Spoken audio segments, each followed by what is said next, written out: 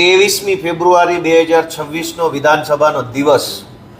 આજે 23 તારીખના રોજ વિધાનસભાના સત્રમાં મેં કુલ 3 મુદ્દા ઉપસ્થિત કર્યા। આજે મારો વિષય મારા મત વિસ્તાર વિસાવદર, ભેસાણ, જુનાગઢ તેમજ આખો જુનાગઢ જિલ્લો વત્તા ગુજરાત રાજ્યને લગતા વિષયો ઉપર આજે મારા પ્રશ્ન હતા।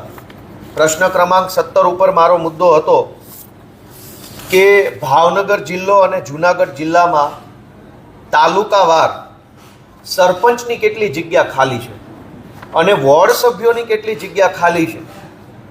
દોસ્તો, રાજકીય કાવા દાવાના કારણે ભાજપે મતદાર યાદીમાં જે ગોટાળા કર્યા છે તેના કારણે અને કોઈ પણ રીતે ખોટું કરીને દાદાગીરી કરીને પણ ગામની સરપંચની કે પંચાયતની ચૂંટણીઓ જીતવી એવી નિમ્ન માનસિકતાના કારણે ગુજરાતના અનેક ગામડાઓમાં સરપંચની સીટો ખાલી રહે છે, વોર્ડની સીટો ખાલી રહે છે।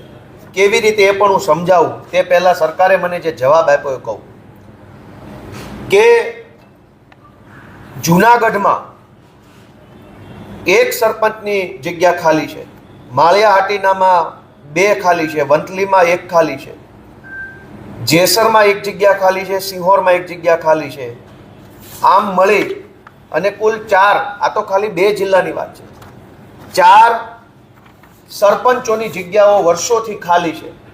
અનેક વખત ચૂંટણી, પેટા ચૂંટણી જાહેર કર્યા પછી પણ આ સરપંચોની જગ્યા ભરાતી નથી। એનું કારણ એ છે કે ઉમેદવાર મળતા નથી। સરપંચની ચૂંટણી લડવાના ઉમેદવાર નહીં મળવાના કારણે 4 સીટો ખાલી 2 જિલ્લામાં ખાલી છે। આખા ગુજરાતનો આંકડો તો હજુ મને આપ્યો નથી।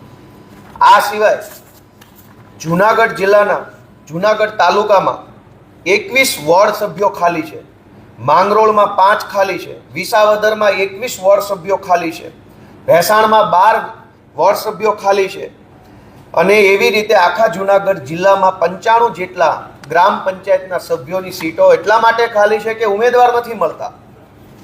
ભાવનગર જિલ્લાની અંદર 212 જેટલા વોર્ડ સભ્યોની જગ્યા ખાલી છે એટલા માટે કે ઉમેદવાર નથી મળતા। દોસ્તો, ઉમેદવાર કેમ નથી મળતા? ઉમેદવાર નહીં મળવાનું કારણ એવું કે સૌરાષ્ટ્રના અનેક ગામડામાં બીજા જિલ્લાઓમાંથી ખેતી મજૂરી કરવા માટે આવતા આદિવાસી સમાજના વડીલો કે દલિત સમાજના વડીલો કે અન્ય સમાજના જે કાંઈ આગેવાનો ત્યાં ખેતી મજૂરી કરવા આવે, એનું નામ સ્થાનિક મતદાર યાદીમાં ખોટી રીતે ભાજપના માણસો ઘુસાડી દે। આદિવાસી સમાજના કોઈ એક વ્યક્તિનું નામ પણ ગામની મતદાર યાદીમાં આવે એટલે ગામમાં સભ્યની સીટ અનામત થઈ જાય, સરપંચની સીટ અનામત થઈ જાય। પણ કાઠિયાવાડમાં તો આદિવાસી વસ્તી હોય જ નહીં એટલે હવે એ સીટ અનામત થઈ ગઈ, પણ ઉમેદવાર કેવી રીતે મળે? કેમ કે જે વ્યક્તિ ખેતી મજૂરી કરવા ગામડે આવ્યા હતા એ લોકો પોતાના વતનમાં પાછા જતા રહ્યા, જે લોકો સરકારી નોકરી કરવા સૌરાષ્ટ્રમાં આવ્યા હતા એ લોકો પોતાના વતનમાં પાછા જતા રહ્યા અને એના કારણે સીટ અનામત છે। પણ એવી કેટેગરીનો ઉમેદવાર અનેક ગામડાઓમાં આખા ગુજરાતમાં પરિસ્થિતિ છે।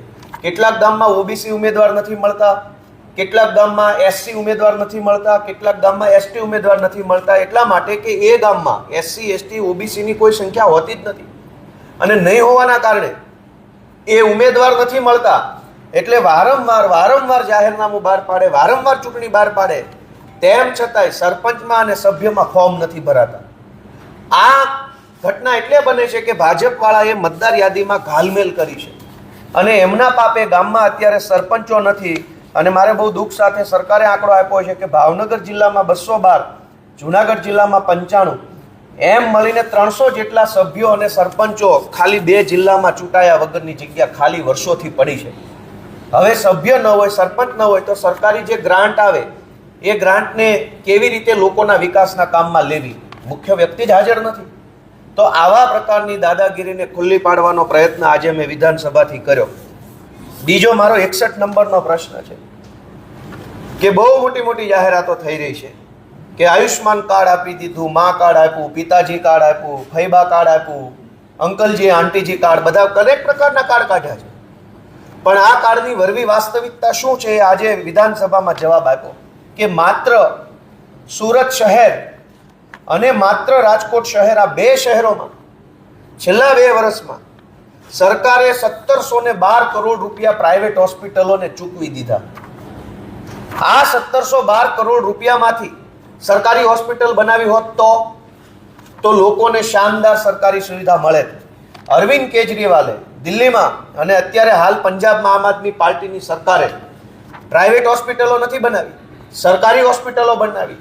એમાં સરકારી સ્ટાફની ભરતી કરી, એમાં રોજગાર મળ્યો, દવા મળી, સારવાર મળી અને સરકારને પણ આશીર્વાદ મળે.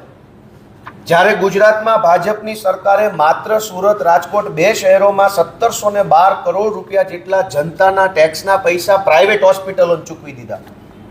તો આ 1712 કરોડ રૂપિયામાંથી દરેક તાલુકે એક સારામાં સારી 100 કરોડની હોસ્પિટલ બનાવી શકાય હોત. દરેક તાલુકે 100 કરોડના ખર્ચે શાનદાર સરકારી શાળાઓ, સરકારી દવાખાનાઓ ખોલી શકાય. 1700 કરોડમાંથી કમસે કમ 17 જેટલી સારામાં સારી સરકારી હોસ્પિટલો ખોલી શક્યો હતો. અને આ તો ખાલી સુરત રાજકોટનું છે. અમદાવાદમાં 2000 કરોડ ખર્ચ્યા હશે, વડોદરામાં ખર્ચ્યા હશે, ભાવનગરમાં ખર્ચ્યા હશે, જામનગરનો આ બધો આંકડો મેળવીએ તો મારી દ્રષ્ટિએ 50,000 કરોડ રૂપિયા પ્રાઇવેટ હોસ્પિટલોને ભાજપની સરકારે ચૂકવી દીધા. અને પ્રાઇવેટ હોસ્પિટલોએ શું કર્યું? ખોટા ઓપરેશનો કરી નાખ્યા, ખોટા સહી સિક્કા કરાવી નાખ્યા. ખ્યાતિકાંડ હમણાં બહાર આવ્યો હતો, અહીંયા અમદાવાદથી જામનગરની હોસ્પિટલમાં કાંડ બહાર આવ્યો. લગભગ અંદાજે 50,000 કરોડ કરતાં પણ વધુની રકમ એ પ્રાઇવેટ હોસ્પિટલોને ચૂકવી દીધી. એના બદલામાં પ્રાઇવેટ હોસ્પિટલોએ કદાચ ભાજપને ચૂંટણી ફંડ ચૂકવ્યું હોઈ શકે. તો ચૂંટણી ફંડની લાઈનમાં જનતાના પરસેવાના પૈસા પ્રાઇવેટ હોસ્પિટલોના ખિસ્સામાં જઈ રહ્યા છે. જો આ પૈસાથી સરકારી હોસ્પિટલ બને તો આજીવન એનો લાભ લોકો લઈ શકતા હતા. પરંતુ સાંઠગાંઠ આજે વિધાનસભાના માધ્યમથી ખુલ્લી પડી ગઈ છે.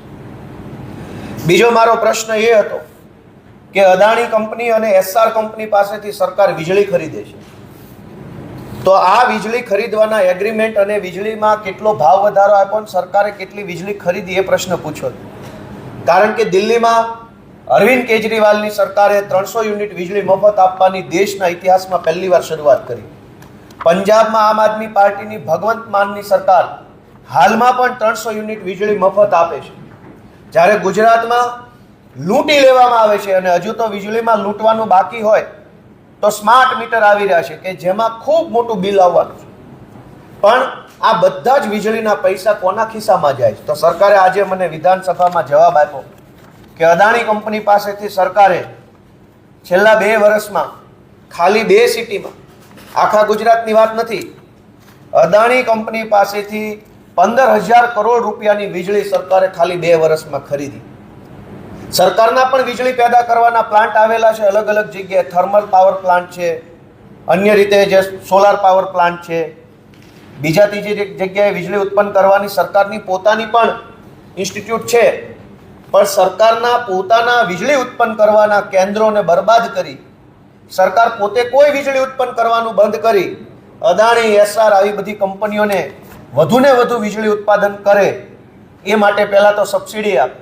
સરકારની સબસિડીથી કંપની વીજળી ઉત્પાદન કરે, એ વીજળીને સરકાર મોંઘા ભાવે ખરીદી લે અને મોંઘા ભાવે કંપની પાસેથી ખરીદેલી વીજળી સરકાર જનતાને મોંઘા ભાવે વેચે અને એના બદલામાં ભાજપના માણસો અને કંપની બંને કમાય.